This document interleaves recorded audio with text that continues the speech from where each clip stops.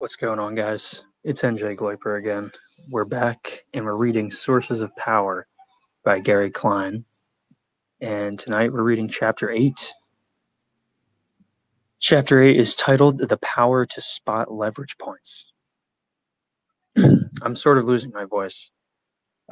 Spain won the European Championship, so it was a little bit of a celebration. We were out in the square shooting off fireworks and partying, so screaming Española.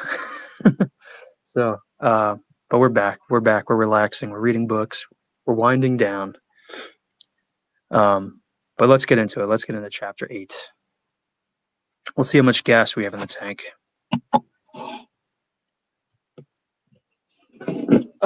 If anybody wants to ask any questions or wants to discuss the book at any time, feel free to request. Jump in, and if I think you'll add to the discussion, I'll bring you up. But let's get started. The power to spot leverage points. Just as we are impressed when someone with expertise seems to know just what to do in a difficult situation, we are also impressed when someone invents a new procedure on the spot. This chapter explores the way people use leverage points, a small difference that makes a large difference, a small change that can turn a situation around, to create a new course of action. Notice something that may cause a difficulty before there are any obvious signs of trouble, and figure out what is causing a difficulty. Right away, I'm just from what's on everyone's minds, the Trump assassination plot. It sounds like that plot would be a leverage point. It sounds like a small change could make a big difference, and how to spot those leverage points. Hopefully we'll get into that. Maybe this would be really relevant. Maybe this would be very topical.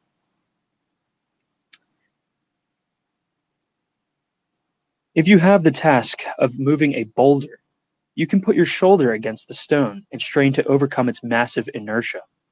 Or you can survey the scene to find the opening that might let you exert a small amount of pressure to shift the center of gravity and topple the boulder. The search for leverage points is about finding these openings and making them work. We also want to find our vulnerabilities. The easy ways our plans can collapse so that we can take steps to prevent the difficulty. So right off the bat, we're getting into an example. Example 8.1, bubbling with life. Norman Berlinger, and that's B-E-R-I, sorry, I already messed up. Berlinger. In 1996, a physician describes a case in which a fetus was diagnosed as having a large cystic hygroma, a tangled mass of lymph vessels on the side of his neck. The sonogram suggested that the hygroma, and I think that's right, I don't think it's hydroma, I think it's hygroma. Hygroma had grown inside the neck, wrapping around the trachea. If that were indeed the case, without emergency treatment, the infant would die shortly after delivery because his air passage was blocked. As long as the fetus was in the uterus, receiving oxygen from the umbilical cord, he was safe. A cesarean section was scheduled for the following day. During the delivery, Berlinger was going to determine if the baby was able to breathe on his own. If he couldn't, Berlinger's strategy was to intubate the infant, guiding a slender tube down the throat to clear a breathing passage. But that might be impossible if the hygroma had grown so large as to obscure the opening of the windpipe. In that case, it might be necessary to do a tracheostom. Let me just see if I can nail this the second time. Tracheostomere piercing. That's a crazy word. Tracheostom piercing. That's what it looks like. Oh, no. I know why I'm screwed up. The PDF is missing a hyphen. They don't do the long dashes here. All the long dashes, all the medium dashes, the characters get torn out. So it looks like one big word, but it's not. Tracheostomy. That's what it is. And then piercing the trachea and inserting the breathing tube into it. That would also be difficult. A tracheostomy is easy with an adult, but an infant's trachea is less than a quarter-inch wide and soft and spongy. It is difficult to find, and other complications were likely. The incision would probably cut into the hygroma, possibly leading to infection of the lymphatic cysts and serious problems with abscesses in his chest. However, the tracheostomy would have to be done under crisis conditions. It would be a last resort. So he's faced with this crazy scenario. As soon as the baby's born, this baby may just stop being able to breathe. But if they induce birth and the baby's born, he has to do emergency surgery on it to make sure it can breathe if it can't.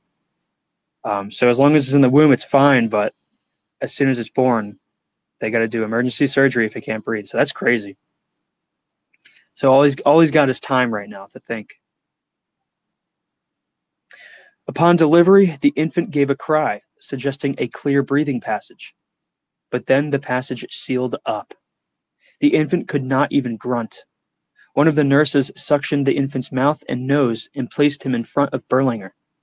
Berlinger remembered of an earlier situation when he had been called in to operate on a young man who had run his snowmobile into the stand of barbed wire strung above the ground to discourage trespassers. The wire had jumbled the victim's neck tissue into sausage-like chunks. Damn, that's brutal. On that occasion, when Berlinger arrived, he found that the emergency technician had already inserted a breathing tube, and Berlinger had wondered how this was done. The technician later explained, dude, this PDF, come on, man, that he had stuck the tube where he saw bubbles. Bubbles meant air coming out. So in the delivery room, Berlinger looked into the mouth of the infant for bubbles.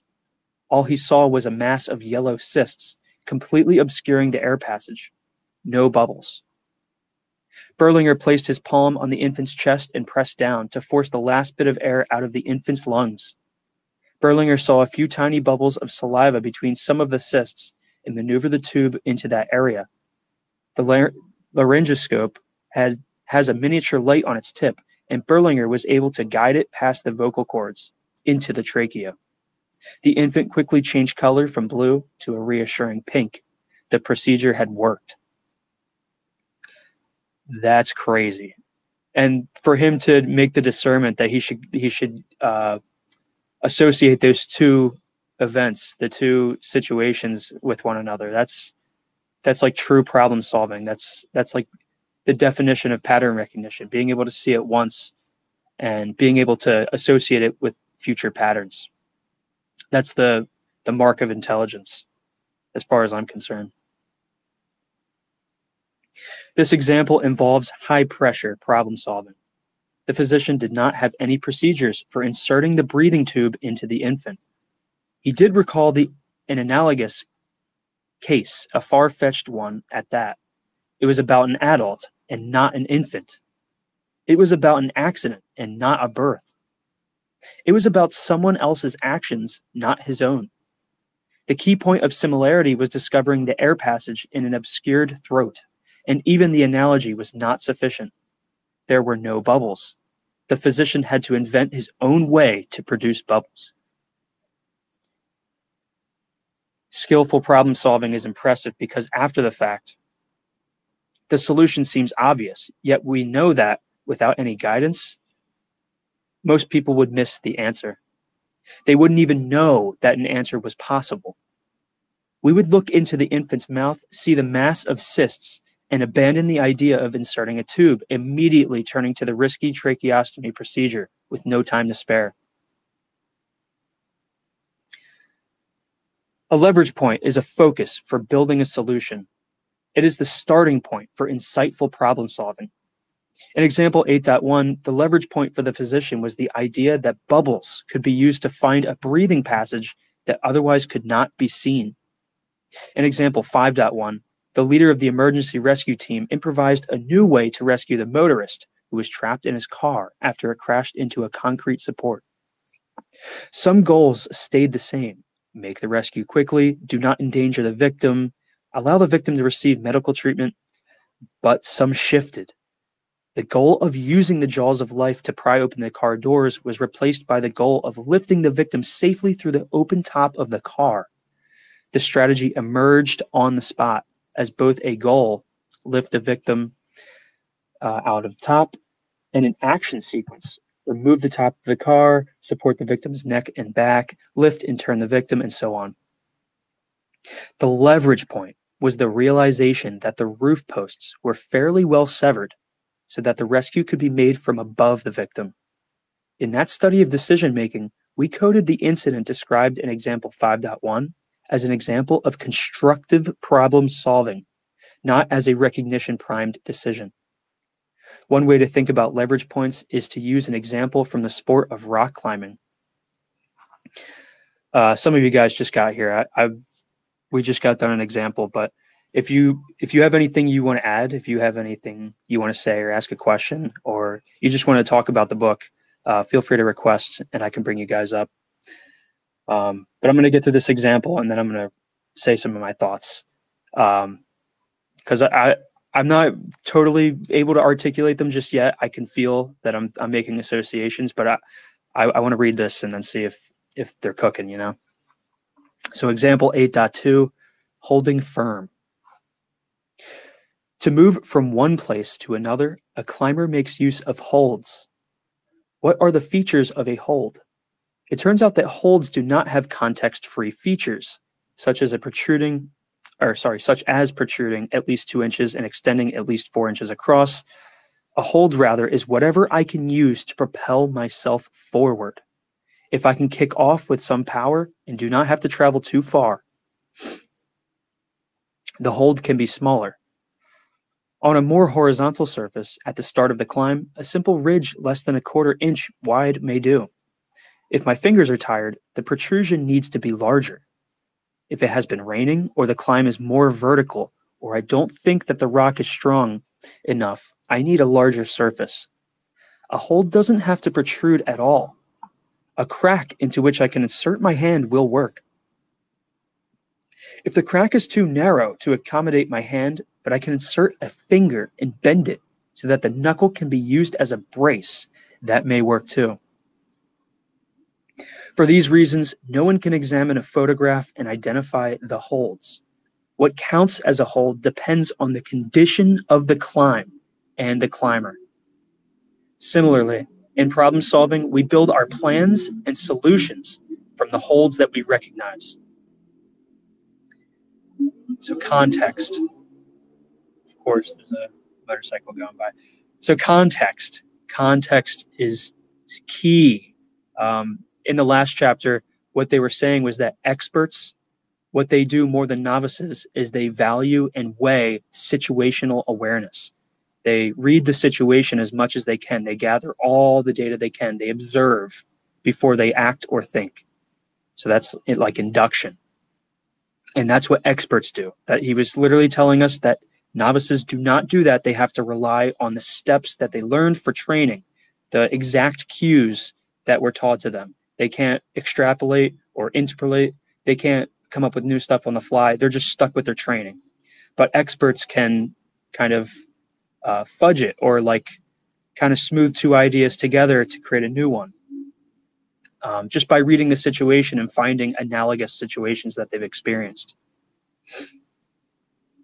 So the holds, if you've never rock climbed before, I'm sure you're looking for certain things. You're looking for ledges. You're looking for rocks protruding, like he started off with the little example. But eventually you get so good at rock climbing, you can use anything as a hold depending on the situation. A crack, a slightly flat surface. You can use your own fingers as a brace, he was saying. So it gets a little bit more fluid when you're out in the field and you have to navigate and you have to adapt. So it's good that you've seen a lot of different examples when you have to adapt. You have to relate it to something that you've seen. Otherwise, it looks like the unknown. It's completely irrelevant. It's not part of your perception.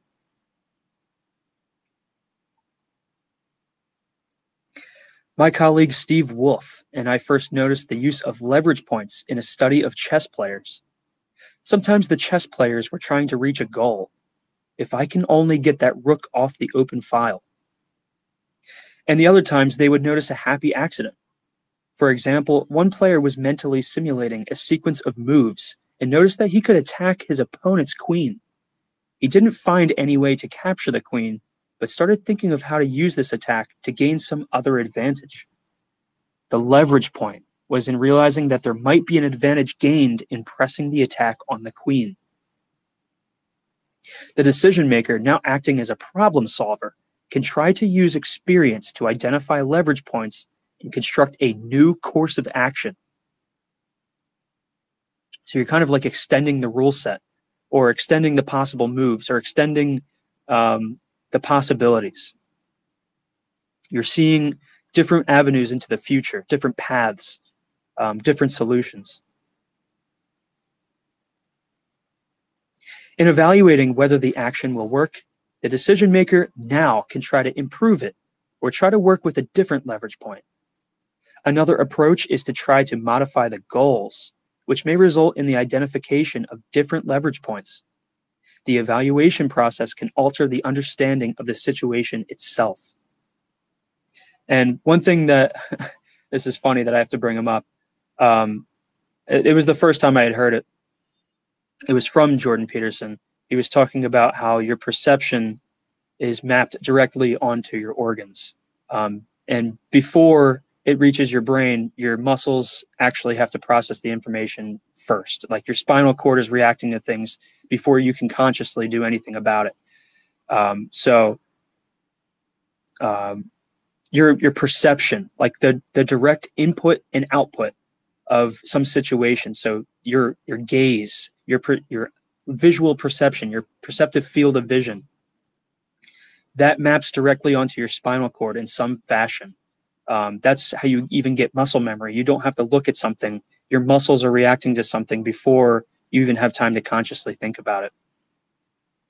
And that's all part of perception. That's all part of the I guess you would say, the holistic or the universal perception of you as a human in the world.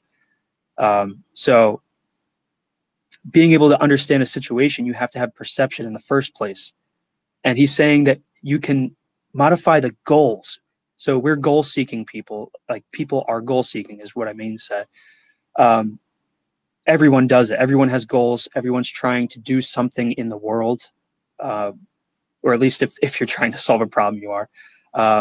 So you have these goals, and that modifies, that kind of configures your perception. It changes how you see and perceive the world around you. Your goals do. So that's something to keep in mind. Just modifying your goals can make you see the entire situation differently because you are perceiving it differently. It's not that you've rearranged something, or you're getting a new you turn your head sideways and tilt it like a dog does when it's confused, and maybe you're getting a different perspective, but your perception really hasn't changed much. But if you change your goals, the entire situation could be flipped on its head. You may see it in an entirely different light. So maybe if something's not working, you can just change your goals. Maybe if something's not working, you can just discard your current leverage point and try and go for a new one. Leverage points play an important role in a wide variety of domains. There are many examples from the field of business. I present just a few illustrations, starting with the idea for pocket radios. In 1952, Masaru Ibuka, that's M-A-S-A-R-U I-B-U-K-A, working for Tokyo Tsushin Kogyo, later to become Sony Corporation, saw an opportunity to use transistors for consumer products. He believed his company could somehow build and market a transistor radio that could fit in a shirt pocket. In the early 1950s, radios depended on vacuum tubes. Transistors were largely restricted to military projects. Most people thought the idea of a transistor radio as impractical. We now know that the concept of using transistors for consumer products was a leverage point. Developing, applying, and building on that insight had tremendous implications. So he was the first one to think of that. And you could say, well, someone else thought of it. There's a lot of people that talk about how calculus was not invented by Newton or whatever. Someone else thought of it. Someone else wrote about it. But they didn't popularize it. They didn't solve the key equations, or they didn't come up with the algorithms They didn't lay it out so plainly that anyone could learn it. It was too niche. It was too, what would you call it? Like obscure or esoteric. So just because you stumbled upon something doesn't mean that you're the discoverer, or that you invented something around it, or that you produced something valuable. That takes actual genius. That takes actual work and skill and experience, unless you're completely lucky. But this guy, he thought of radios having vacuum tubes, and he said, well, we have these transistors. Why don't we try using those instead? And he may have been the first one to try it. Literally, he may have been the first one to put it in a consumer product. So, but he was the first one to popularize it. So that's why you know his name. That's why we're reading about him right now. The realization by Boeing engineers that commercial jetliners would have a big advantage over propeller-driven planes was another use of leverage points. The engineers had not designed such a plane and did not have a ready market for one. They had a concept and the interest and curiosity to see what would happen if they were to put jet engines into airliners. Rival companies such as Douglas Corporation, now incorporated into McDonnell Douglas, were not motivated to build on this leverage point to design their own jetliner, and they were not prepared to handle the market that opened up after Boeing introduced the 707. So it takes willpower, he's telling you. They were not motivated. They didn't see the value in it. And that tells you that it was not part of their perception. They couldn't postulate a world where commercial jetliners existed, where there was a market for that, where it was profitable. It takes someone like a visionary. It takes someone like a genius to kind of reach out into the future and bring it back and say, you know what, we're going to use jet engines on commercial planes instead of propellers. Henry Ford's realization in 1907 that he could manufacture automobiles using mass production to cut costs so that most workers could afford one is a well-known example. At the time, Ford was just one of 30 competing automobile companies. Does anyone remember the other 29? Does anyone even know the name of one of the other companies? If you do, you're probably like a car guy. You're like a car brain. But does anybody know the other any of them? So that's what Ford was known for. His suspicion that mass production could cut costs dramatically was that leverage point. In the early 1960s, Thomas J. Watson Sr. at IBM realized that a state-of-the-art system to become the IBM 360 could change business in the way Henry Ford's standard model automobiles changed transportation.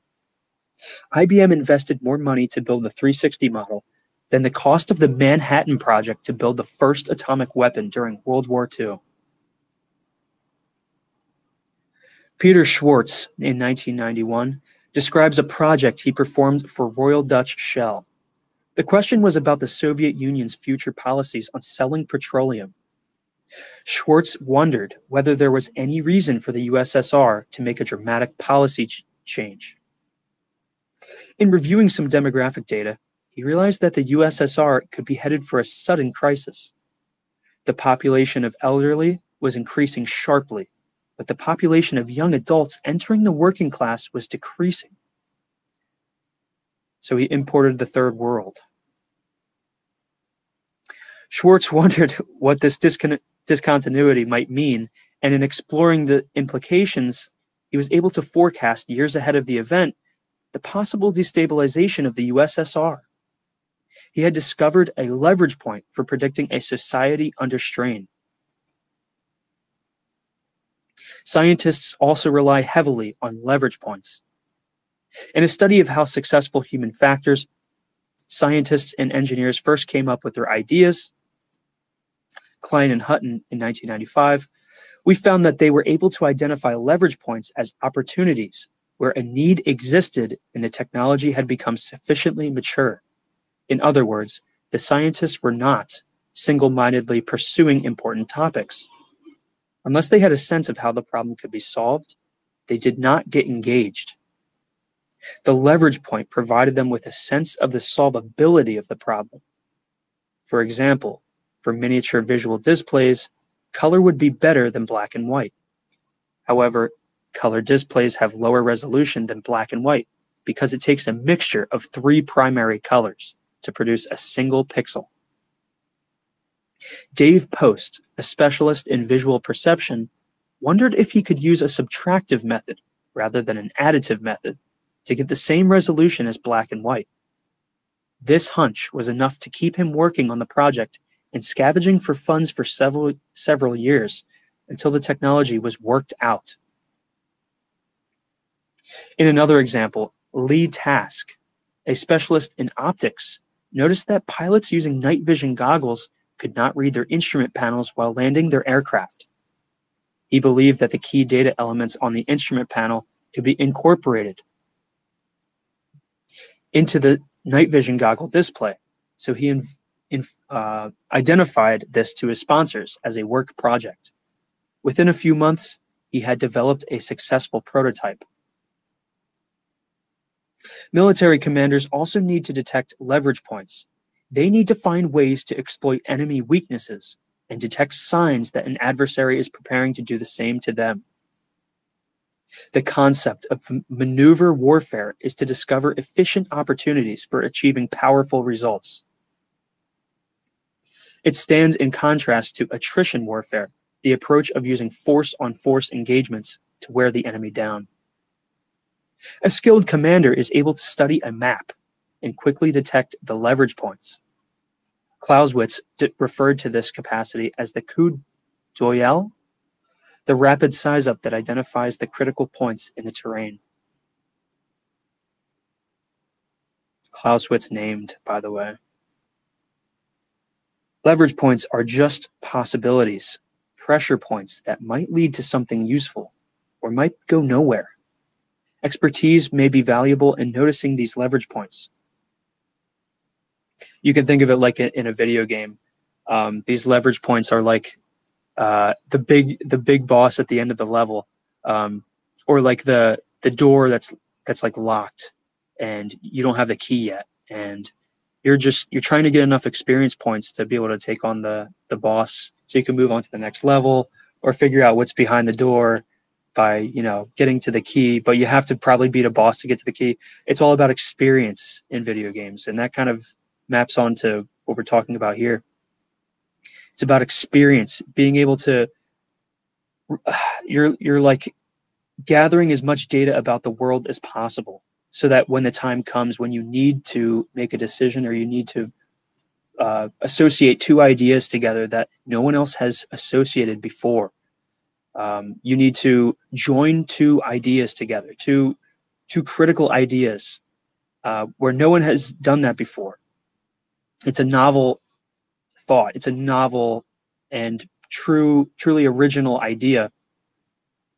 And that's the only way that you can probably satisfy some or create a solution, is what I meant to say. But sorry, I'm getting a little distracted. I'm getting a bunch of notifications. Anyways, leverage points are just possibilities. Expertise may be valuable in noticing these leverage points. Certainly, in games like chess, the experts are more likely to see them. In interpreting situations, experts seem attuned to the leverage points, both the opportunities and the threats facing them, rather than just being aware of the physical and spatial arrangement of objects. So he's talking about and that's so important. That's like a key distinction here. When you aren't an expert, the only thing you can say is, yeah, there's a table over there and there's a chair over there. And you can't make any association between them. You can't make any value judgments about them. You can't tell me any properties about them. You're not able to do anything but describe. You're not doing anything but telling me what is. So being able to discern or come up with a solution involves being able to prescribe, being able to say that table and chair can be pushed up against the door and we can block it and prevent the crazy animal from getting in here. Rather than just being like a dumb terminal, like hey, hey, computer, tell me what's over here. That's like where ChatGPT is at right now. It can tell you what it sees. If you saw the demo that they released, the demo that is pretty much vaporware, they never released the software yet, the feature. You can in real time chat with ChatGPT over video and audio now, or supposedly that's their demo. So you can turn your phone camera on and point it in your room and say, "What do you see, ChatGPT?" And it can tell you what it sees. But it can't like really solve problems yet. It's not there. That actually takes intelligence. What it's doing is it's identifying things. It's being descriptive, but it's not being prescriptive. It's not able to associate those things or create a goal or plan of action based on those things. It doesn't see the value of those things together in context. Just like the leverage points, the holds when you're doing rock climbing, it's about the context. It's about the sum of the parts. It's not about describing things. It's about associating them, making judgments about them. In 1996, the world chess champion, Garry Kasparov, defeated the IBM chess computer Deep Blue in a 6-game match. Observers noted that Deep Blue never adjusted its playing style. It always searched for the best move, even in positions where it knew it was behind. A human would have gambled on a strategy that was speculative rather than marching off to defeat. One of the IBM team members explained that the computer did not have a sense of creative desperation, the sense that drives chess players to search for leverage points, no matter how risky. In 1997, Deep Blue came back to defeat Kasparov. The machine still had not acquired a sense of creative desperation, but its developers had more than doubled the number of moves it searched and added some other refinements to make up for its limitations. The following example shows the use of creative desperation in spotting a leverage point. So this should be a pretty good example. I think we've got 4 more pages, so not long. We're like 60% through. The impossible crossing points, example 8.3. Oh, here we go. See, when you got the Israeli authors, you got to have the Israel example. So let's hear it. Let's do it. Israel is being invaded by one of its neighbors.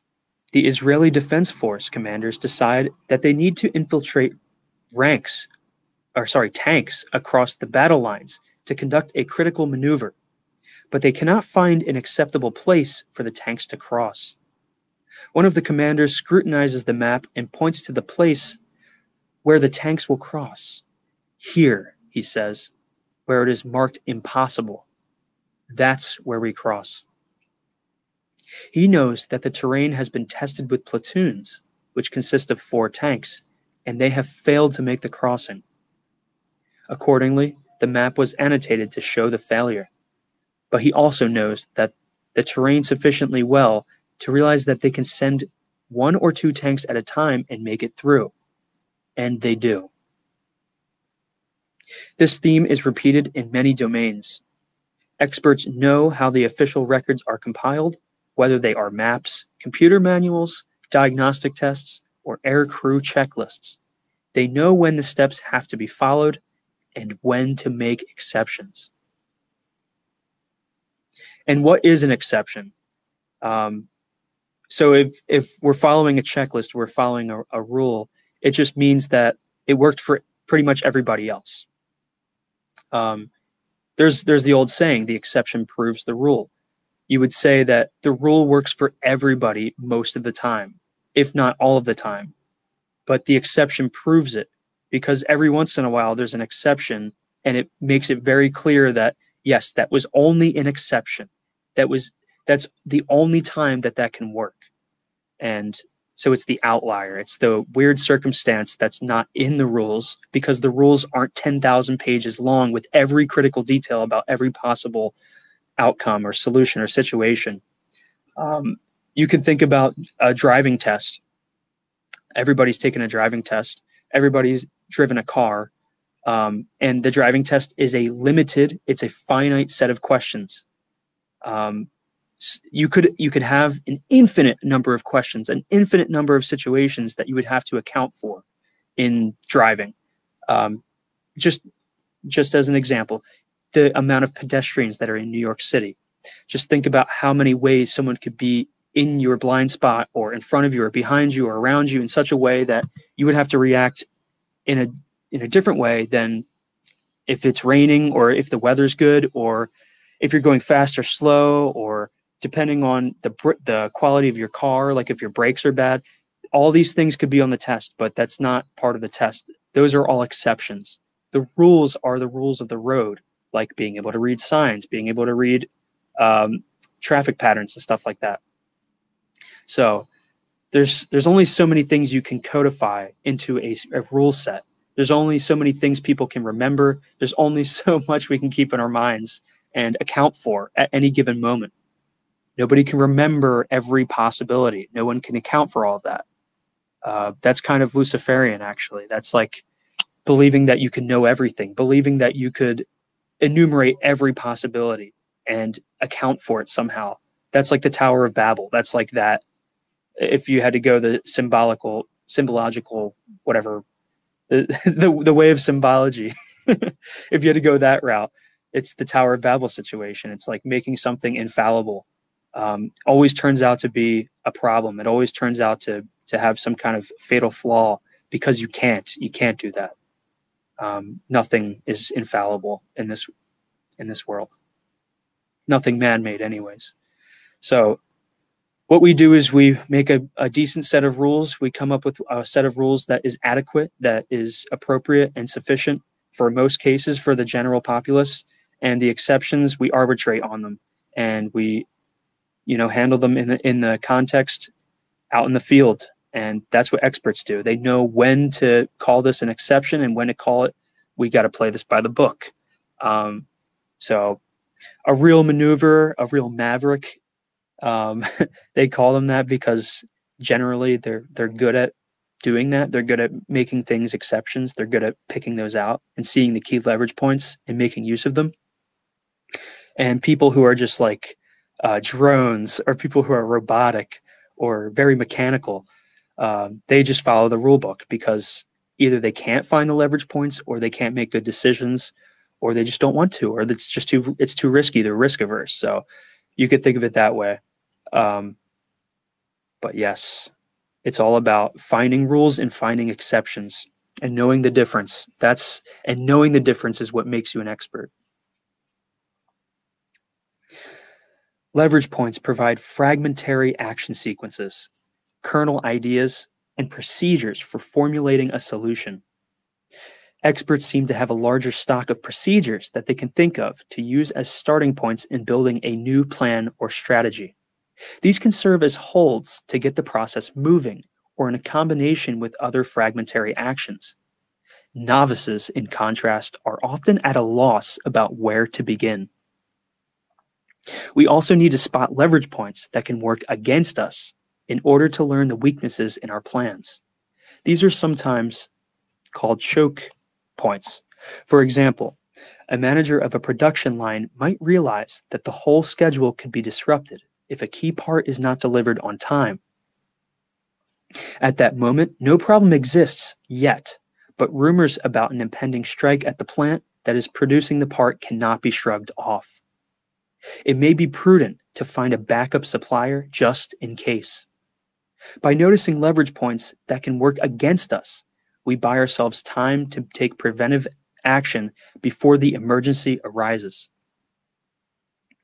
Example 8.4 contrasts two pilots, one who spotted a vulnerability and one who did not. Let's go. We're talking about Philadelphia now. Oh yeah, my old stomping grounds. Oh yeah, Philadelphia. Example 8.4, the flight to Philadelphia. An airline crew takes off for a trip across the United States from San Francisco to Philadelphia. A trained observer, himself a pilot, is riding in the cockpit in the jump seat. Before the airplane takes off, the crew conducts an inspection. The observer notes that the brakes and tires are fairly worn, almost to the limits for replacement. Once the crew members take their places in the cockpit, the pre-flight information package shows that they are carrying an extra 9,000 pounds of fuel. The observer asks the captain if he knows the reason, but it's a mystery. A few minutes later, the captain radios the question to the dispatchers, but they don't know either. After takeoff, about midway through the flight, the crew sees some flickering of the thrust reverser light. They do not believe that the thrust reversers are going to be accidentally deployed, but the possibility exists that the thrust reversers may not be fully functioning to slow the aircraft down during the landing phase. Subsequently, the crew learns that the weather in Philadelphia has deteriorated with moderate winds and rain. This is not sounding good. This is not a plane you want to be on. The weather is not expected to get any worse, so the airplane should not need to divert. As they approach Philadelphia, the air traffic controller tells the crew which runway to expect for landing so it can plan its approach. The observer and sorry, I see a bunch of you guys just jumped in. If you want to add to the discussion, if you want to talk about the book, or if you want to ask any questions, feel free to request and jump in at any time. We got like 3 more pages, so we're almost done. We're almost out of here. The observer, realizing that the air traffic controller has selected the shortest runway at the airport, becomes disturbed. Their stopping distance margin for error has been compromised. First by the worn tires and brakes, then by the extra weight, then by the possible thrust reverser malfunction, then by the wet runways, and now by the shortness of the assigned runway. Yeah, that sounds like the worst case scenario to me. Although still within the design limits for operating the airplane, and if you have to say that, like, come on, man. Is it really a make or break situation? Why did it have to get to this point? Why couldn't we just have been conscientious beforehand? Why couldn't we have figured this out? You're talking about design limits. The chances of stopping within the confines of the assigned runway have been reduced beyond his level of comfort. Knowing that the surface winds allow a longer runway to be used, the observer expects the captain to request it. Minutes go by, however, and the captain appears to be accepting the assigned runway. Dude, that's crazy. Yeah, some people just shouldn't be pilots. They shouldn't be in charge of like 200 other people's lives. That's just not, it's not for everybody. Wishing to call attention to the situation and to indicate his growing concern, the observer asks, which runway is that? It is that real short one. And the captain says that it is. Shortly, the captain initiates the radio call to air traffic control requesting a change in runway, which is granted. So obviously, ask and you shall receive. If you're talking about an overweight plane with bad brakes and tires in bad weather, and there's winds and the thrust reversers might malfunction, it's like, yeah, just give them the extra runway, man. Just give them the longer runway. And just ask about it. The example shows 2 reactions to a potential problem. Both the captain and the observer had access to the same information. Both realized all the ways in which the landing was becoming risky. The observer identified the situation as problematic, requiring non-routine action. In contrast, the captain appeared to be ignoring the warning signs and preparing to follow the air traffic controller's instructions. Let us go back to the example of the rock climb. We've used the holds to make it up the initial part of the climb. Now the route is becoming more difficult. We look up to where the old path continues and wonder if we can find a series of holds to make it that far. There are some possibilities, but they look risky. Then we notice that a crack has opened up that would let us cross an area that used to be impassable and bring us to a section that always seemed like an interesting challenge if we could only reach it. So this is like, they call it being a maverick. They call it being someone who can think on their feet. This is someone who can just read a situation and make a decision even if no one like grants them access to, even if someone is like, you need to play by the rules, you need to do it by the books. This is like super important in politics, to be able to be a navigator, to be street smart is what some people would call it.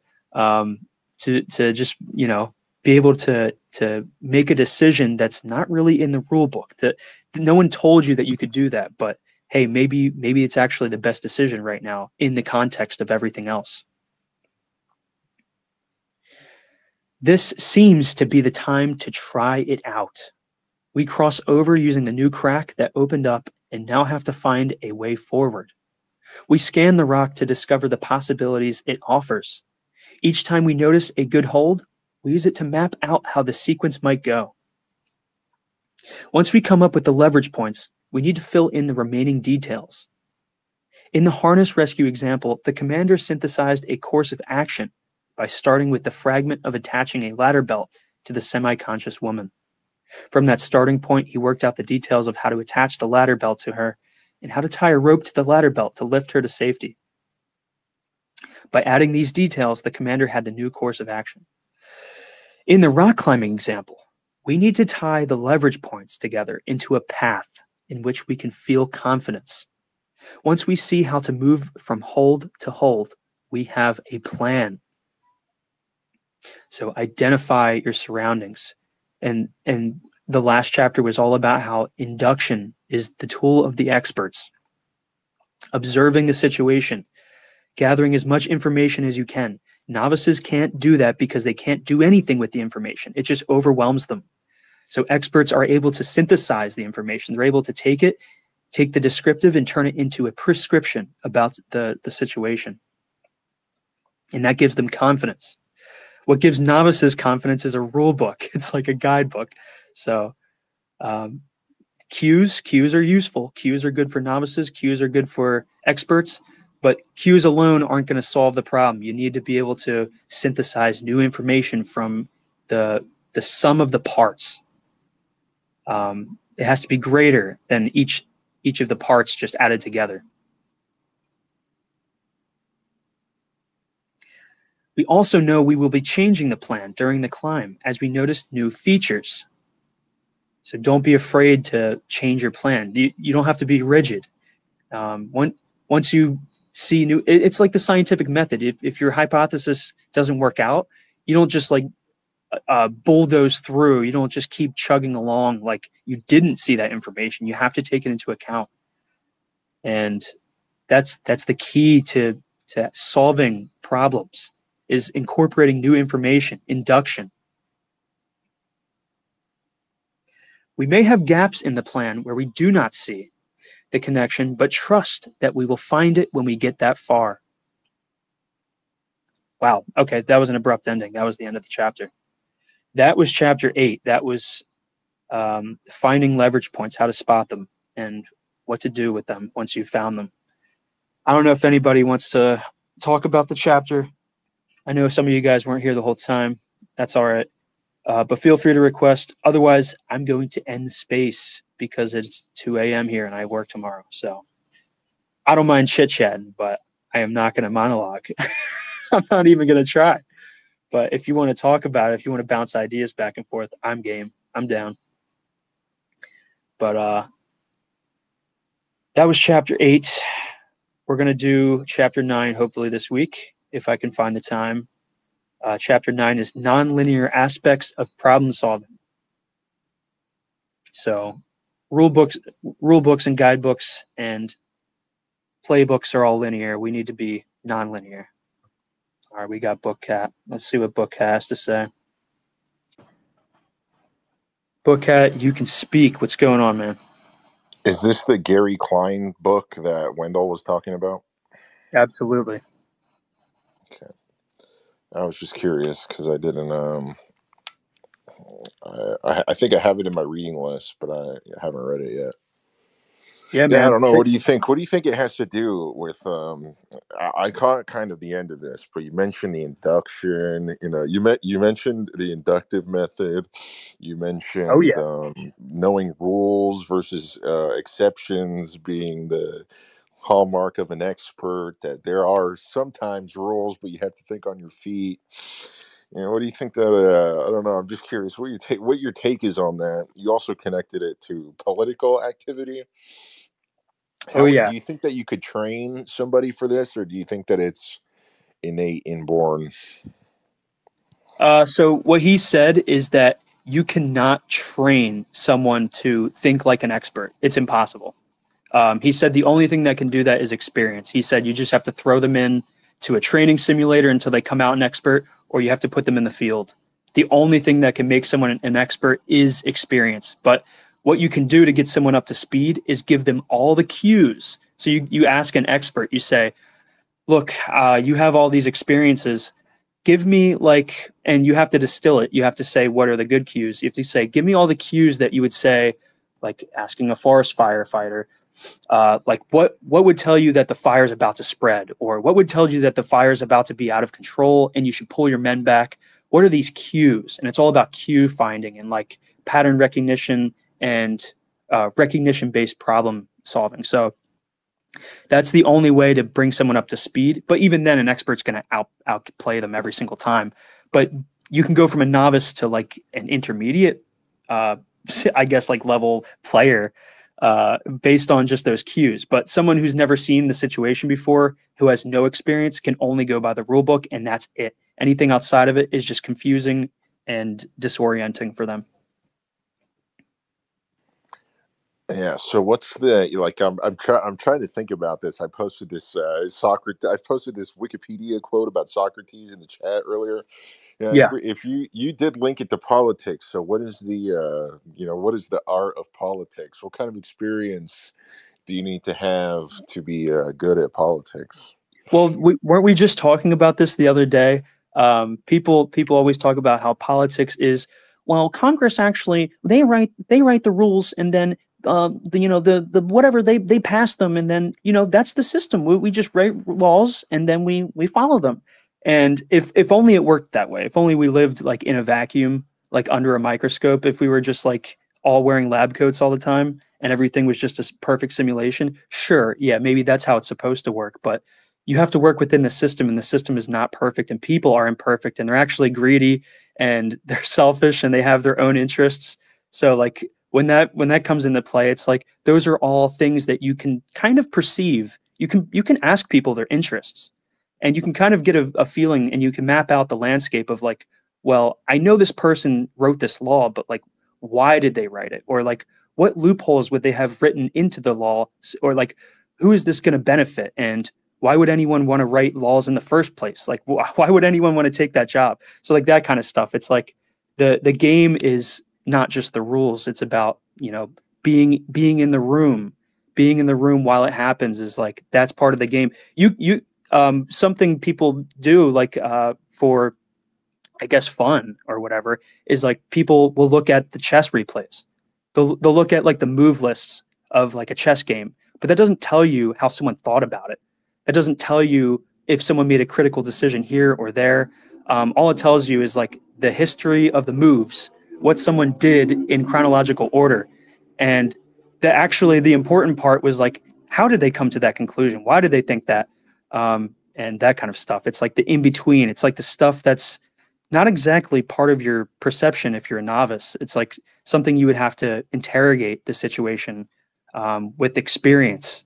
So that's just the way I'm thinking about it with politics. Yeah, I feel like I'm going to have to read this so I can participate more. Participate in the conversation about the specifics better. But yeah, yeah, It's given me a I'm real enjoying this. vocabulary for this stuff too, which is cool. A lot of these books, Yeah, even if you get nothing out of them, you can just articulate yourself better.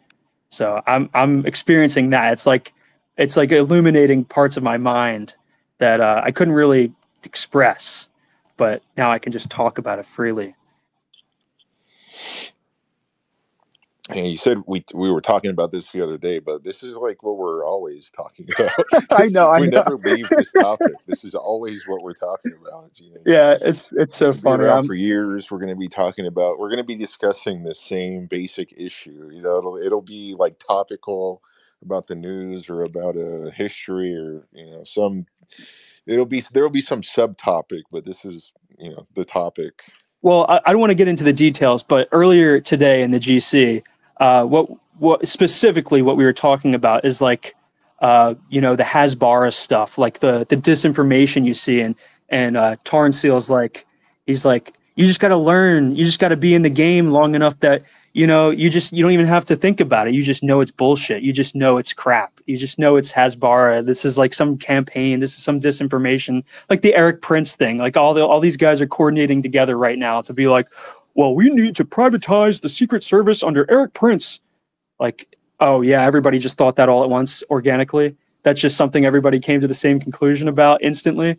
But like normal people are like, that's based. Wow, I never thought of that, because it's like something new to them. It's disorienting. It's completely like they've never elaborated that thought before. So it's like new to them. It's like, or it's it's novel. So it's exciting. They're just getting game ran on them. So, but yeah, that's like experience. So Tarn has the experience. He's going to give the new guys the cues, and he'll bring them up to speed. And then they'll be intermediates. They won't be novices anymore. So we just got to get people to turn the cues of what this bullshit is, like the Hasbara stuff, and like turn it into memes or something easily redistributable or like easily digestible, to turn it into like a code of conduct or like a rule book or something, or a guidebook.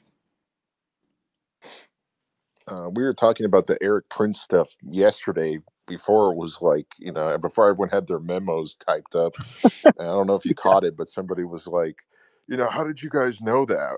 How did you guys know that? Did you, speak it into existence? And it's like, no, we're just familiar with the people. We know the lay of the land, the environment. Like that's what everyone's going to say. We are like, the inputs. It's not infinitely complex.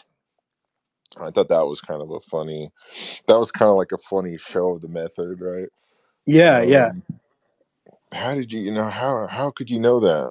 Um, you just look, you just know, you just see what's going on. That's It's why not that's why like it's saying not lurk really a more. predictive power, but if you don't know, the inputs, then yeah, it looks like you're doing magic or something. I don't know. Yeah, yeah. That's why like the best thing to tell someone who's like new is just lurk more. It's like you need more experience before you even open your mouth, before you form an opinion, before you can like do anything besides shitting your pants.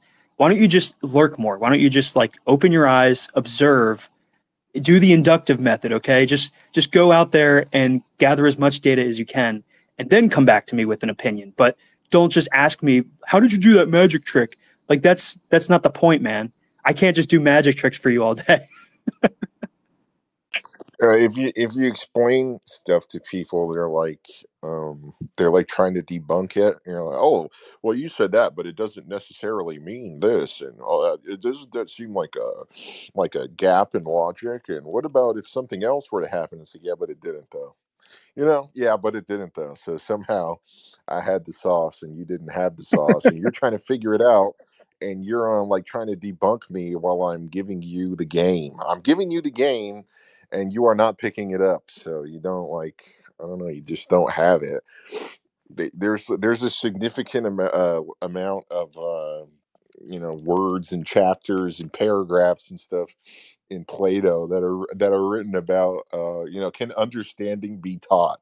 Can you teach somebody understanding? I'm pretty sure that the some of the dialogues are like inconclusive, but basically the conclusion is no.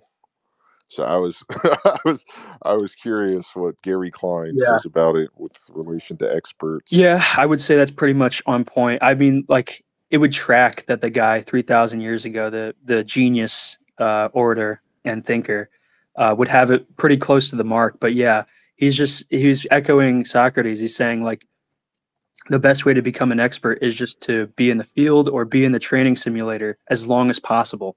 As long as it takes for you to become an expert, you have to be experiencing things. There's no like quick way to become an expert. It's the 10,000 hours thing. Like you just have to do it. You just have to, you can learn all the cues. You can, read the rule book 1,000 times up, left, back, and right. You can read it backwards. I don't care. You can learn 10 other languages to read it in. It doesn't matter. You're not going to get any more information than just by doing it, just by going out there and doing it in the simulation or in real life. But, you know, just reading about it isn't going to get you anywhere further than the beginner.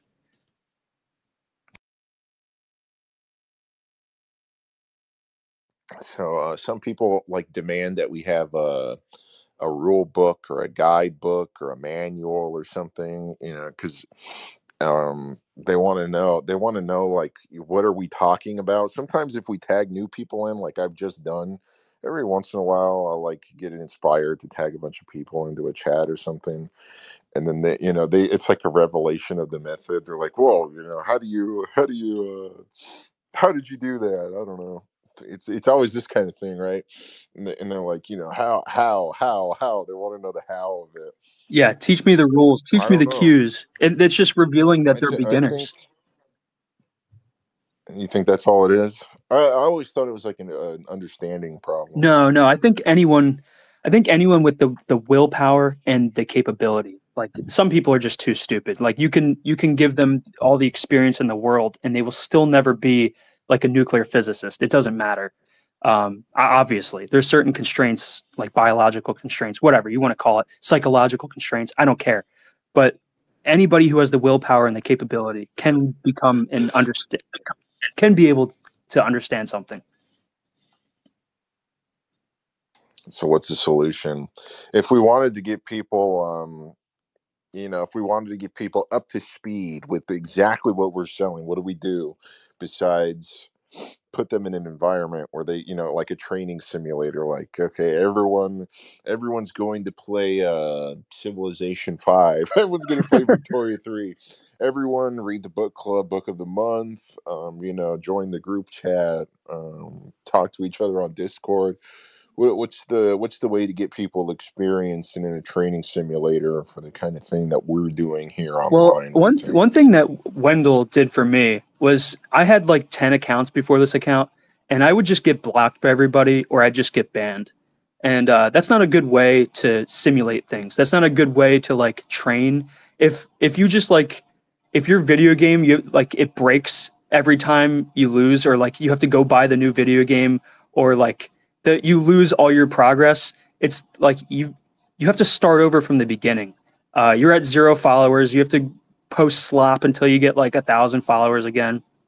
It's like you're not getting anywhere than you further than you were last time. So the people that you want to talk to don't give a shit about a 100 follower account.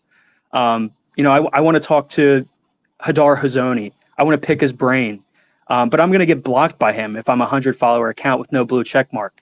But if I run my mouth and I'm just an asshole and I just post edgy shit all day, like even if I was articulate, even if I was like, you know, doing, even if I had done the work and I was an expert, it wouldn't look like it. So he would just block me. So like the simulation is like being able to talk to these people, refining your work, refining your tweets, making your timeline squeaky clean, in the sense like you can be edgy, but like it has to have some thought to it. It has to have some punch. It has to look like you thought about it. And that's the simulation. It's like if you were to talk to these people in real life, what would you say? Well, half of that you could probably say it online. It doesn't matter. But if you're getting blocked and banned and you only have like 100 followers permanently because you always get blocked and banned and you can't talk to anybody, what the fuck are you doing? You're just shooting yourself in the foot and then complaining that you can't do anything, and you're always a beginner and you're always a novice and you never level up and you're always just like at the bottom asking for handouts, and it's terrible. You got to have game. You got to be in the simulator. You got to be talking to people.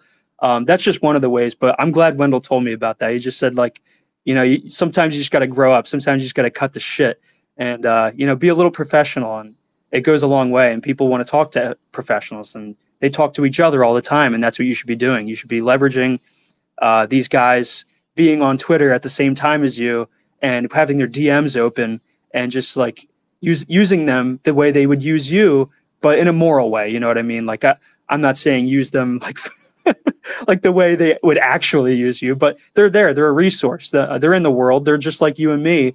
In the sense that they have a Twitter account and you do too, and you can talk to them, and that's what the rules of the game are.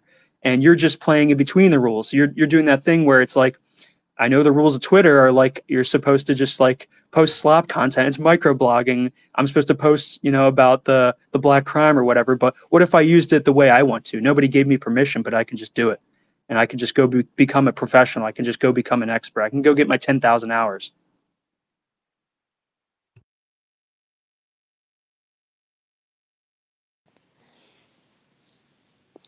I have to think about that for a second.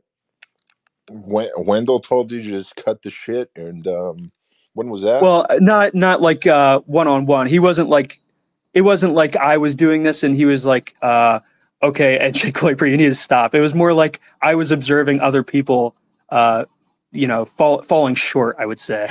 I was watching other people flail around and try and figure out what the hell to do with Twitter. And Wendell was just like, look, the game is this. Like, this is, if you want to level up, this is what you got to do. And I was like, you know what? He's right. It's time to grow up. That set me straight. Yeah, yeah. So yeah, some people are always like, "Oh, I made something, but can you send it to somebody that I know that you know for me?" Can you? I'm like, no. Can you do that? Can you do that? Can you make okay? Even if you are like writing or making music or doing YouTube or something, can you like make someone care about it? Maybe it is good. I don't know, but will anybody care? you know, why can't you just send it to people yourself? Why can't you? Why are you like a why are you ashamed to speak? Why do you have to make yourself small? Oh, my account, it's just totally rambunctious and it's full of like death threats and edgy memes, and it's like, okay, but like why though? Why? Isn't this impairing you at this moment?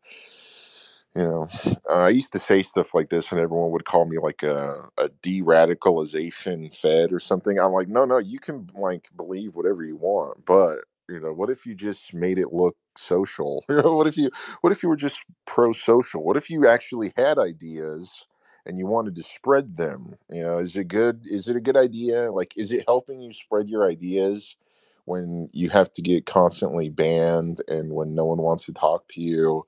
And when you would never want your ideas to be associated with you in any way. Wouldn't it be a little bit, wouldn't it be better if this was like, if it was all on one accord, if it was all on the same wavelength, if you could just if you actually had an idea, if you could like promote it to people, wouldn't that be superior? You know, wouldn't that be the better format? And it's like, okay, you've removed all of the fun of dunking on libtard journalists and telling bitches to kill themselves and shit. Okay, now it's not fun anymore. Now it feels like work or something. Yeah, but isn't that what getting experience feels like? Like, when you're playing a video game and you're trying to level up, they just call it grinding because it fucking sucks. Like, it's not fun to do that part of the game. Like, you just want to be level 100. You just want to go crush people, but you can't always do that. You have to level up. You have to grind, and like, I feel like people just want to. They want to put the cheat code in, or they just want to get away with being level one and like, PvPing a level 100. It just doesn't work that way. You're not gonna do that. You're not gonna pull that off. Yeah, but it also requires a certain consciousness that you're inferior to the person that you're trying to influence, which is completely unplayerish. It's completely unplayerish. You're inferior to someone, and you see them as like above you, or they have shit and you don't, or they're somebody who's too big and important. It's like you're it just makes you small. It's like why would you be comfortable being that frustrated? Why would you enjoy being in that predicament? Who's telling you to do that? By the way, do they have your best interests in mind?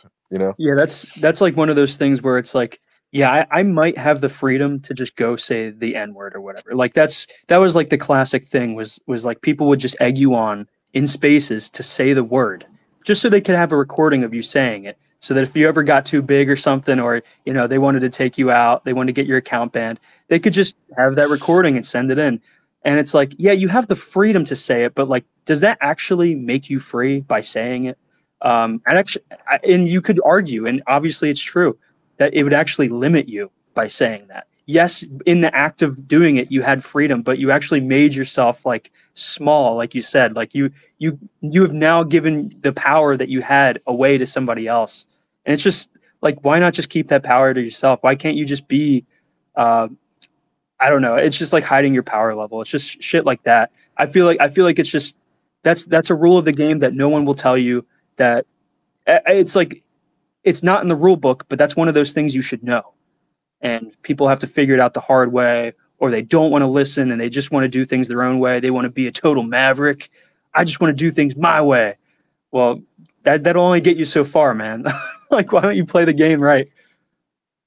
That thing with the spaces, I just want to say was, yeah, I just don't want to take instructions from random dudes. Like when they tell me to do something, I don't feel, maybe I don't feel like doing it.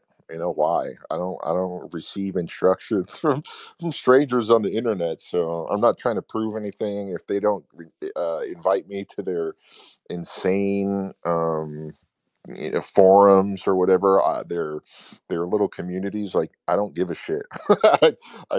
No part of me cares, you know what I mean? So um now that's basically what that one was about.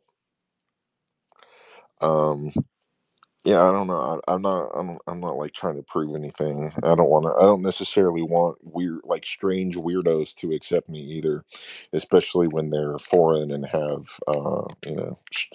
they have bad voices. I'll just say it like that. Yeah.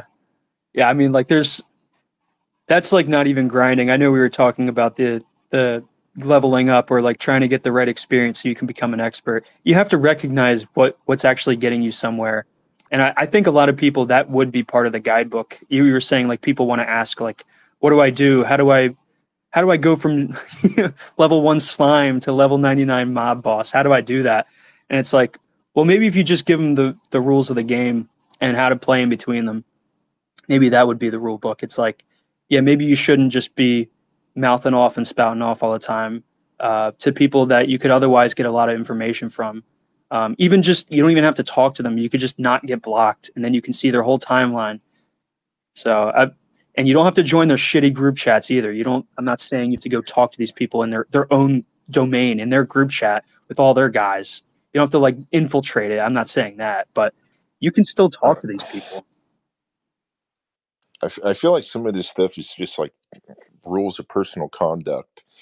Boo, we hate Jordan Peterson and all this stuff, but he had a lecture one time where he was talking about the reason that it's important to have kids play games like sports, or to learn rules, is not so much so that they're is not it's not so much so that they're winning, right? It's so they get invited back to the game. It's so they get invited to play the game. It's so that they're in a social, they understand rules of etiquette. So they're not like, disgusting people when they're like offered food at their house, or they don't make a fucking mess, or they don't make a fool of themselves. But I mean, it's just like learning like, rules of etiquette or rules of a game. It establishes like a common ground for people to participate in an activity. And I mean, that's basically what a lot of this shit that we're talking about is. But it's something that your parents should have taught you when you were like six Oh years yeah, old. for sure. Yeah, your parents should have told you like, don't be an antisocial freak. Don't constantly be getting kicked out of school. Don't constant. It's bad that you were you were exhibiting antisocial behaviors toward your classmates. But maybe they don't know the reason like for that. I think what he was saying is it's not really important if you know the reason for it. It's just like the way that society, culture is passed down in society.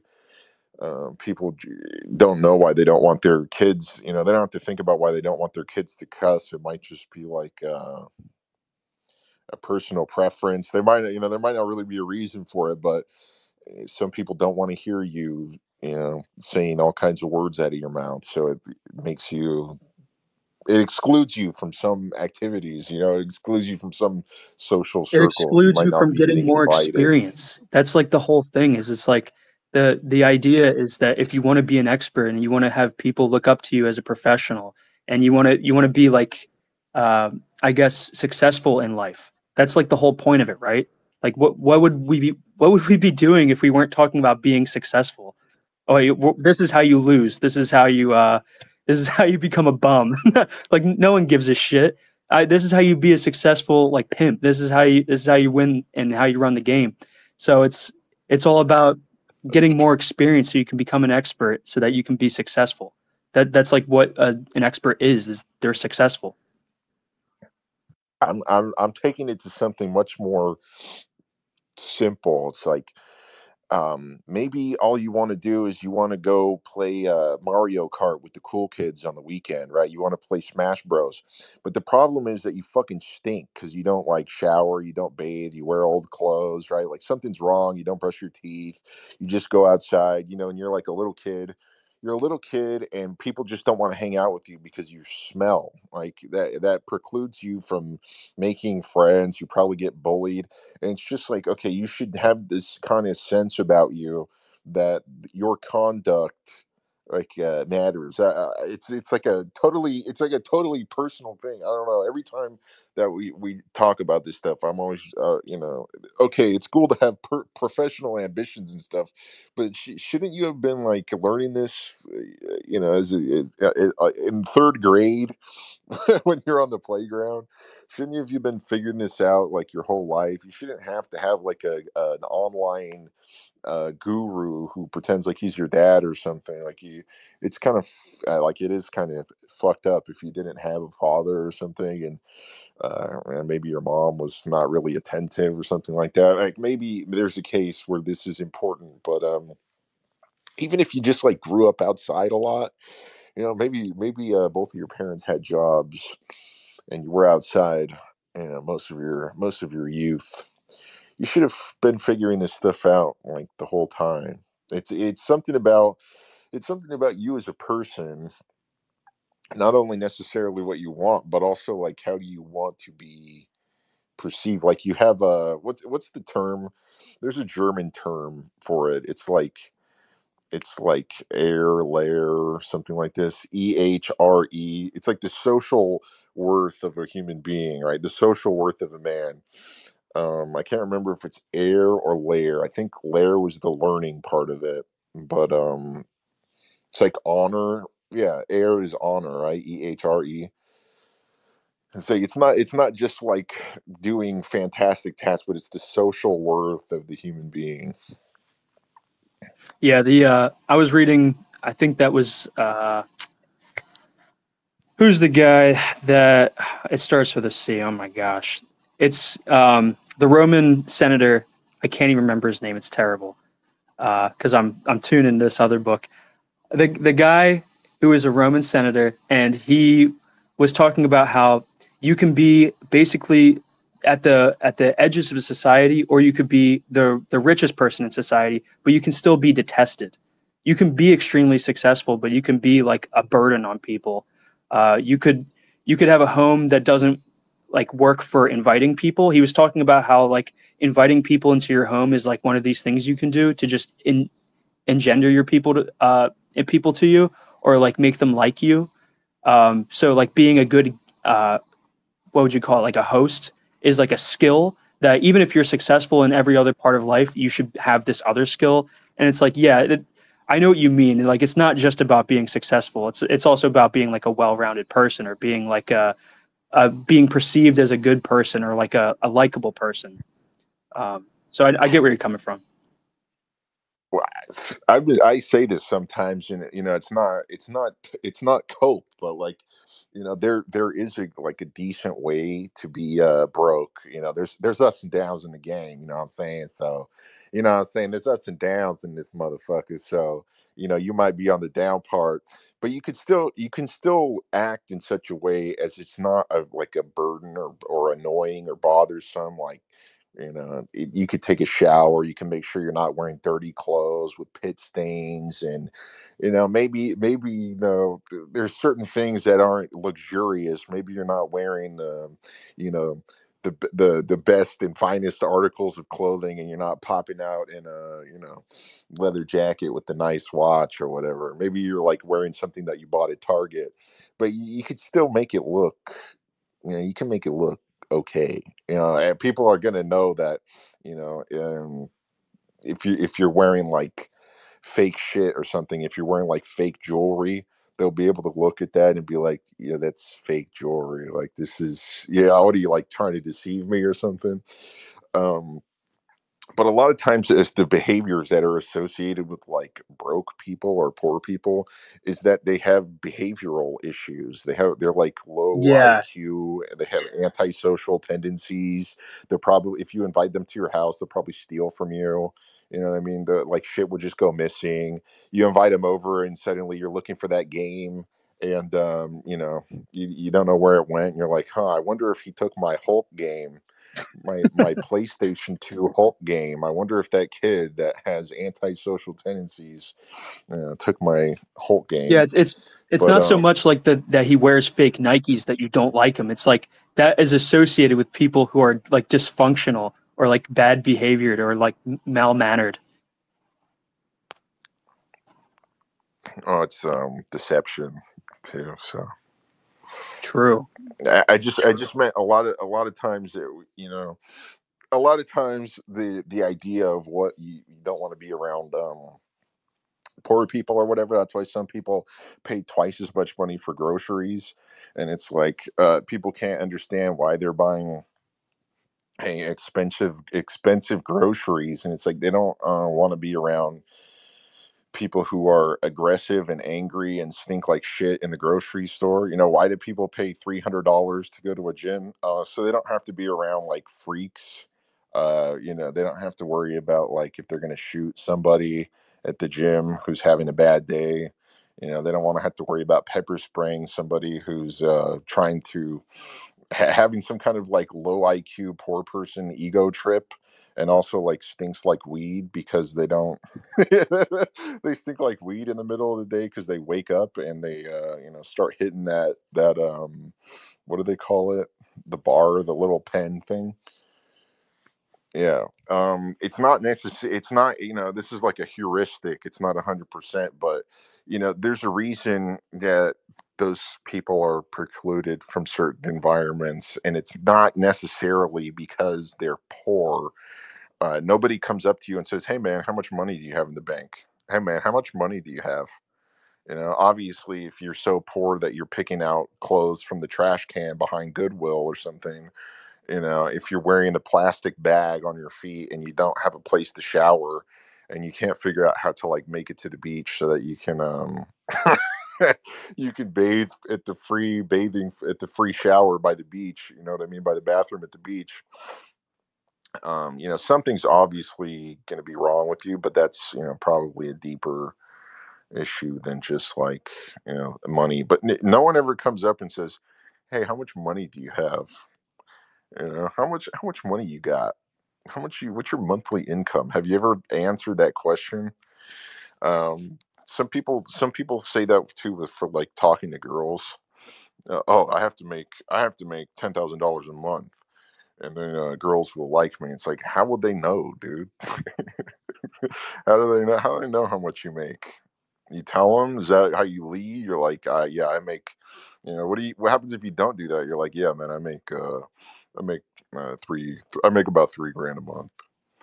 You're at the bar, you're like staring into your Jack and Coke, and you're like, yeah, I make about 3 grand a month. I'm just a chud. You'd never love a guy like me, 36K a year kind of guy. Oh, brother, like, I don't know. There's a lot of things that are associated with certain heuristics that don't really have anything to do with the immediate thing. I don't know if that makes sense. I don't know if I'm just rambling here, if I'm just yapping. I could try to talk my way into making this like a better point, but I feel like I should just stop. Well, it's like the cues stuff like we were talking about earlier, like cues. The cues themselves aren't important because like it tells you that something's going to happen. It's not like the cause and effect thing is the most important. It's that the decision's already made for you. When you see a cue, you just know to act a certain way. So like the cue, learning it is less important because you understand the cue. It's more important that you just know the cue and can react to it.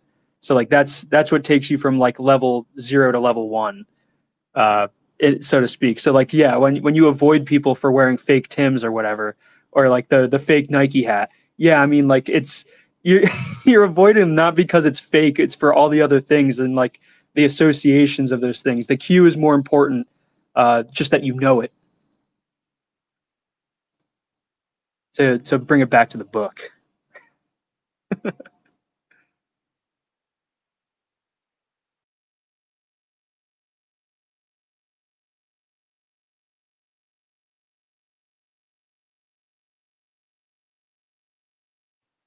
I don't know. Uh, I thought the space died. I just realized it didn't. Sorry, I'm in the kitchen. I'm just No, yeah, making a bunch of cook it up, noise. man. Put my phone down for. Yeah, no, so I've just been like trying to think about how we could better use the queue system to get people on board, to get people like that. I was making the association yesterday when I was reading. I kind of made this idea, this connection in real time. I was like, well, isn't that what like red pilling people is? I know I'm so sick and tired of hearing that word, but like the idea of red pilling someone is just like now they see the world a different way. Now that they have these certain cues, someone has told them something about the world and they know what to expect. They can kind of like perceive the world in a different way. It's not so much that they see it differently, but they can react to it differently. They have a different like even just psychological reaction, but also like cause and effect. Someone who doesn't really care about uh, politics and then seeing Trump like almost assassinated on live TV, that kind of changes the way that they see political rallies now. They're going to watch the next one and say, I wonder if that's going to happen again. I wonder if I'm safe. I wonder if anybody's safe. I wonder who's in control of the country if anybody can just be assassinated at any time. So it's like it's that red pilling effect where it's like the cues have changed. Just you now your priors have changed. You see a rally and now you think of like power struggles. Whereas before it was just like a boring thing you saw on TV on MSNBC. You saw clips from it in the airport or whatever. But now you see like a real power struggle in America. You see like you might start hearing about interest groups, and you might start hearing about Blackwater. You might start hearing about Eric Prince, and you might think to yourself, what is going on? I never heard about these things before. So you get this like radically reshaped view of the world, specifically about American politics, really rapidly. That's what red pilling is. It's just seeing the cues and being able to respond to them differently than you had before because you didn't see them at all. It was below your perception. It was not a part of your perception at all. It was something that was either too complex or too boring to you to that you didn't even perceive it, or if you did, you just discarded it immediately because it would confuse you or make you frustrated. So, um, Yeah, I like you kind of alluded to this, but I like the some of these sugar free albums. You know what I mean? I've been enjoying my sugar free music, especially the new album that just came out where he did with the gentleman called Sporty. But when they're talking about all these terms that are like they're like black slang, they're talking about the game and shit. It's really like there's a standard for the way that this is conducted, and you can like go against the grain. You could be doing it incorrectly, and I don't know. Sometimes, like, if you ever talk to people who don't have fair, like they didn't spend a lot of time outside as children or something, or they're like very introverted. Sometimes if you try to explain like rules of etiquette to them, they're like, "Who said that? According to who?" Who said that those are the rules? It's like, no, it's just the way that it is. It's like imminent in society. It's been passed down from generation to generation. It just exists in the world. It's out in the air. We all like when we go outside, we agree that this is the way that we're going to treat each other in this culture. Like, okay, in my culture, this is the way that we behave. I don't know where you grew up at. Maybe you didn't grow up here in the same culture as me. Maybe you were like locked in a basement for your entire childhood and no one told you that, you had bad manners. It's like your breath stinks. Like you didn't know that your social breath stinks. Your outfit is I'm not like literally your clothes, but your behavior is odious. And yeah, somehow even like I do joke about this with Scalistown, but it's like somehow black criminals without educations who like sometimes live in their cars, they have this idea, they understand this concept, and we're like talking to college educated people with white collar jobs and stuff, and they don't get it. It's like there's something missing. I don't know if it's maybe it's a charge against individualist culture or something, where you had permissive boomer parents who told you that you could just do whatever you wanted, or Gen X parents, or whatever it happens to be in your case. If you're a Zoomer, your parents are probably Gen X, grew up in the 80s, whatever. It's like, oh, you're special. If people don't accept you, it's their loss, and all this kind of stuff. And and one day you find yourself as an adult, and you well, it's not I shouldn't speak from first person experience here. That wouldn't be that wouldn't be good. But sometimes I feel like these people just find themselves suddenly adults, and they're like, oh, I'm not really special, I'm not really people don't need to just accept me. Actually, I never get invited to anything. I don't have anybody to invite to anything. I don't know the rules. Like, I'm lonely, I want to have a wife and children, but I don't know how to introduce myself to women because I never learned the rules properly. So I just go up to them and make a fucking fool of myself. I just go up and make a fool of myself, and it makes me feel ashamed and embarrassed because I wasn't told how to tell people what my name is, and then ask what their name is when I was like 5 years old. When I was in preschool, nobody told me like to introduce myself. What's your favorite candy? Mine's Reese's Pieces. What's your favorite candy? My favorite color is green. What's your favorite color? What's your favorite movie? My favorite movie is Star Wars. They never learn that, so they go up to someone and they're like just having a fucking meltdown. They're learning it for the first time in their lives, and they happen to be an adult. I think that's, if you read, I'm going to tell on myself a little bit here, but sometimes I like reading different forums about people who are like have problems. You know what I mean? And one of the forums, like one of the like common things for autistic people, or people who at least claim to have autism, is that they feel like everyone else in the world was given a rule book except for them. They feel like everyone else on the planet has a rule book for how to conduct themselves, and they're like, oh, okay, so I have to do this with my face when I'm trying to show someone that I liked what they said to me. Okay, I'm supposed to smile, but not this weird way. I'm supposed to smile like, this way, with my eyes. I'm supposed to, smile with my eyes. Okay, write that down. Okay, it's called, you know, I have to tell people when I don't like something. They're not just reading my mind. A lot of this stuff does is I don't know. It is like is it an autism culture? Is it individualist culture? Is it Jeffersonian culture? I don't know, but we gotta get rid of. We gotta do better in the future. Is what I should say. Yeah, yeah. I think some of it is just like purely the atomistic society, features of that. It's just like an artifact of that. But I think a lot of it is just apathy. People just don't care until it's too late, until they're 40 and they're like lonely, like you said, and they just can't make friends. And it's like, wow, I guess that was important. And they can blame it on autism because that's easy. It's like, oh, I was born like this. I was just born fucked up or whatever. But truly, it was like you could have just put some effort in. You could have just, put some effort into your social hygiene or whatever, but you didn't. So here we are. This stupid fucking bitch at the bus stop asked me about the weather. I only want to have the most premium intellectual conversations. Can't we talk about the state of the world economy? I don't want to talk about the Couldn't weather. she see the book I was Yeah. reading? Didn't she see the book? Why didn't she ask me Hey, about the hey, now book? you're making fun of me. Hey, now you're making fun of me. No, we're supposed to be making fun of other people, not making fun of me. Why does she want to talk about the fucking weather? Wouldn't you want to ask me about the book I'm reading? Yeah, that is actually something that I think, though. By the way, it is true.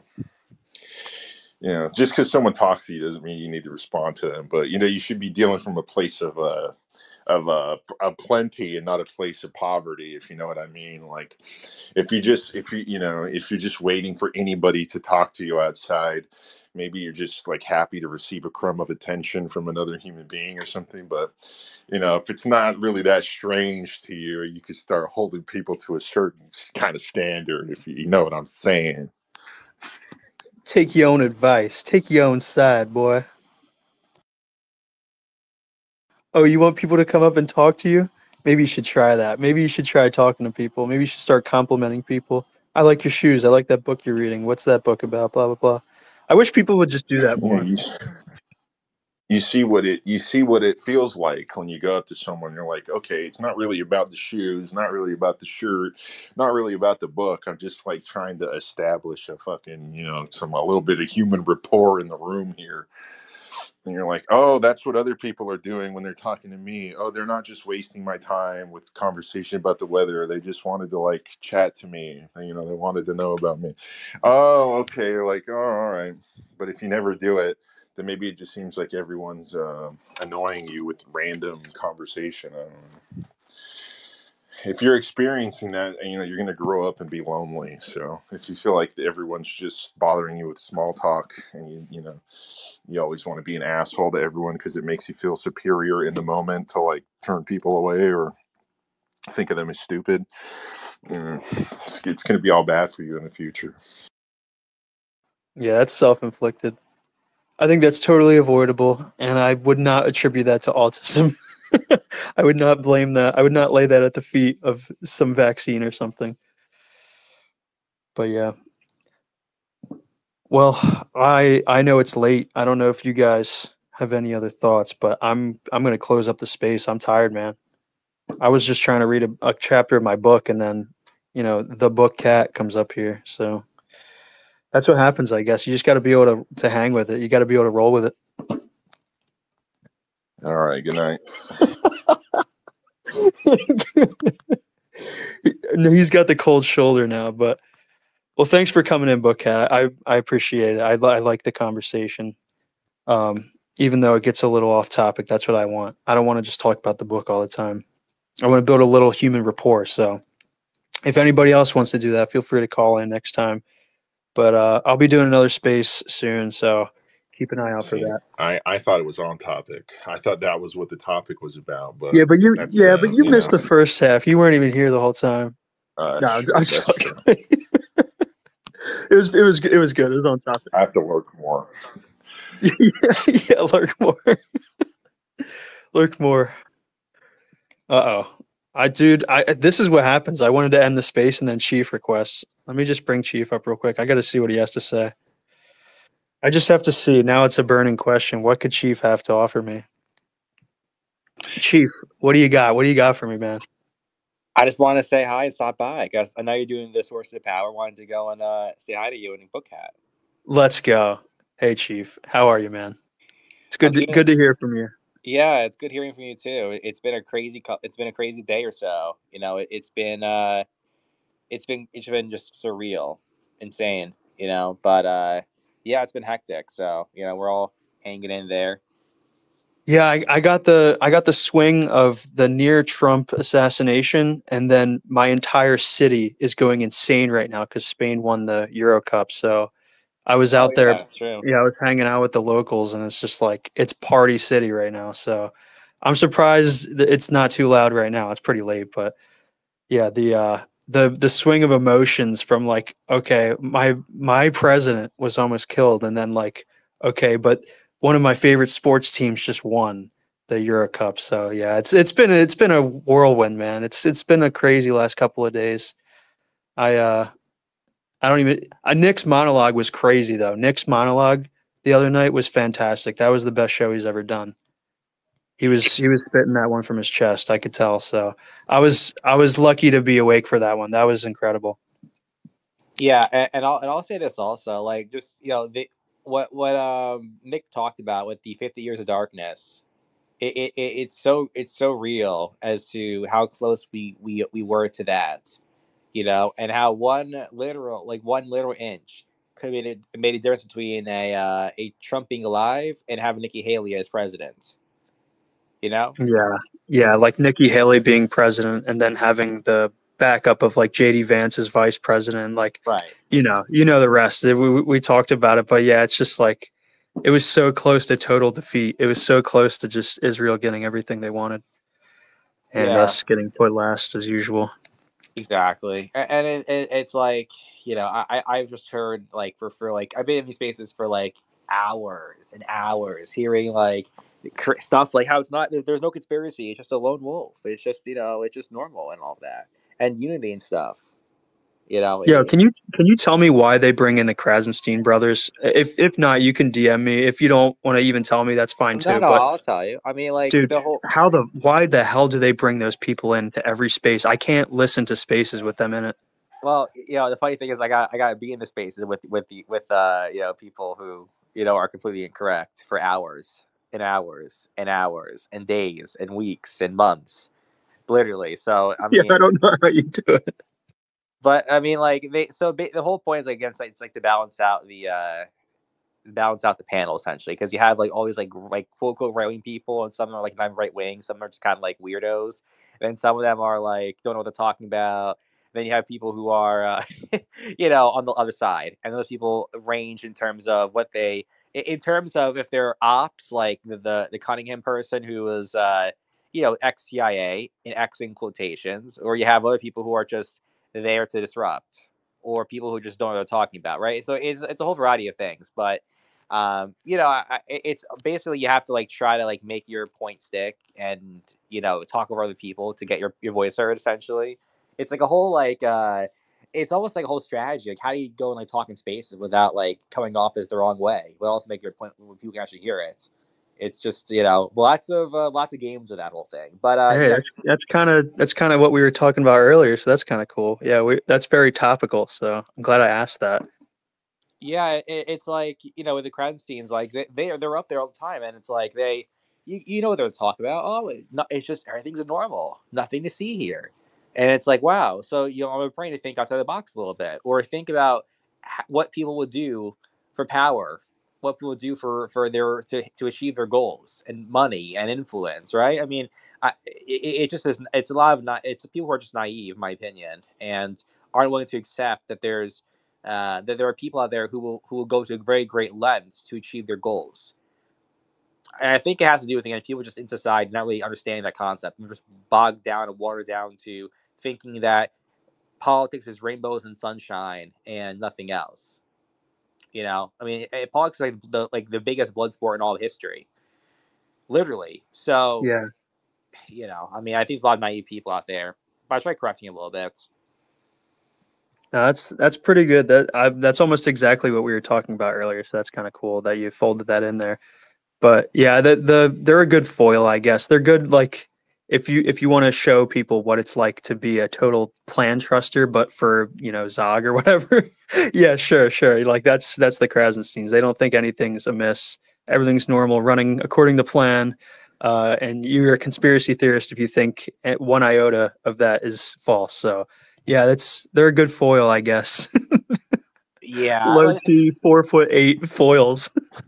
well, here's the thing though. Like, I love to have, in these spaces, I love to see when people are opposing me, and like people are there in bad faith, and people are there to sabotage and disrupt. It's very good to kind of know how to navigate a space and like use their attacks against them, and figure out exactly to how to point this out to the audience, and how to go and make their style, their tactics backfire on them. Like, for me, it's like pretty simple. I kind of let them dig their hole, and then I step in and let them dig their hole a bit more, and I step in, and pretty soon it's like they're like they're head deep in the hole they made themselves, right? I mean, it's like you have to really know how to handle these ops, because there are lots of them out there, and some people don't even know about it at all. Some of them are just people we think are just normal, but they have a dark past. I mean, I was talking with Hasbro like literally like a couple hours so, or like, no, like I think what, like 6 or 5 hours ago or something like that, about like these ops like Yehuda or AB Samson or whatever, like or Vivian or any of these ops out there that are there to sabotage and hijack spaces. And it's up to you kind of know that like, okay, they're not there in good faith. They're not there to have an honest dialogue, but they're there to disrupt and put their agenda forwards. It's up to you to kind of prove to the audience that's what they're doing and make it and point this out, not just a way where, oh, you see, they're not just hypocrites, but they're there to sabotage and they're there to actually disrupt and actually are there to completely take a space over and put forward their agenda onto you. So it's about pointing this stuff out and being articulate about this and knowing where the ops are. And it's basically, there are a lot of them out there, unfortunately. So, gotta watch out. That's the key message there. Yeah, no, that's good. I'm glad I brought you up. I was like, man, should I just go to bed? Should I just, I'll DM Chief. I'll be like, yeah, good talking to you, man. We'll talk soon, man. But I was like, nah, let me bring him up. But that Yeah, was good. That was actually really topical. That was on point. yeah, cause I saw you in space like, no, you're not in space that easily. Not that easily. Not talking It's to not me. that easy. It's not that No, easy. no. I'm saying, okay, where's the content all the time in group chats? Now you're the content now. Let's go. W Yeah, I content. gotta make content too. I gotta keep up with the Chief Trumpster himself. So I did like 12 hours of literally 12 hours of content today on my stream and like in spaces and all of that. So yeah, I but put you're my, sick. You're a sick freak for that. well, I'm of just course. saying. Well, of course. Yeah, of course. Yeah, I know. I know. You got some kind of crazy determination that I don't know if anybody else has that, but yeah, you're built different, man. I know. I know. Yeah. Longest Yeah. longest what was it? The longest stream on Cozy? The I had longest both continuous records. stream? 201 hours and then 73 hours. Yeah. Yeah, you're a freak for that one. Yeah. Well, but hey, someone has to do it, right? Someone has to be the freak. Yeah. That's Yeah. right. Somebody's gonna have to do it. Yeah. No one else doing. I gotta do it. Mm. Well, any final words, any parting words you got for me?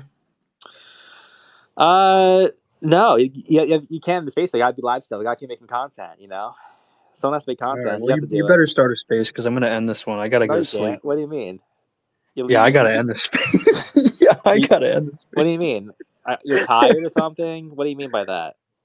Dude, okay, it's not like that, You're okay. sleepy. You're tired. It's like, oh, I'm tired today. I mean, like what's up with that? Hey, man. All right, I'm coming into your space next time. Next time you're gonna end your space, you're getting a message from NJ Gloiper. No, but I mean, you can in this space. I'm still here. I'm still talking to you. You kick me out. That would break my heart. I'm very sad. Okay, we just had to mute Chief Trumpster because he's trying to. No, he's nope.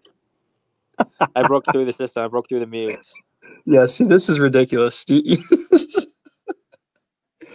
Well, Chief, thanks for coming up. I really do got to sleep though, but thanks for coming up. Thanks for, making the end of the space better. It was good. I'll be doing chapter 9 probably this week, so you guys can tune in for that. But I'm gonna go to sleep now. I've been awake way too long, so I'll talk to you guys later. Thanks for coming. Thanks for stopping by, and have a good rest of your evening, night, or whatever. And I'll see you soon.